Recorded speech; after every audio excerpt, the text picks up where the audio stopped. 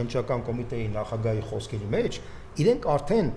պատրաստում են կարել Սամվել Կարապետյանի վրա մի գործողություն, որը իբր նա կատարել է արդեն մինչև այդ, այսինքն այդ հայտարարությունը կապ չունի։ Իրենք ասում են, որ ինքը Սամվել Կարապետյանը ներկայացված է ինչ որ մի դավադրության մեջ շուտ բանից։ Այդ բանը դու ասեմ, որ ինֆորմացիայի մասով դուք պատկերացնեք, այսինքն ինքը հունիսի 20-ին պետք է հանդիպեր Էրդողանի հետ։ Էրդողանի հանդիպումից առաջ իրեն պետք էր որոշակի դրական բաներ, աչոքներ, որպեսզի Էրդողանի մոտ ինքը տնային բանը լավ գնահատական ստանար, որպեսզի Էրդողանը լավ աչքով նայելով խնդրբանաներ ճնշեր Ալիևին, որ Ալիևը համաձայնվի իր ասացի մեջ։ Բայց հետաքրքիր հետ նայինը, որ այդ նույն օրը Ալիևը հայտարարեց, որ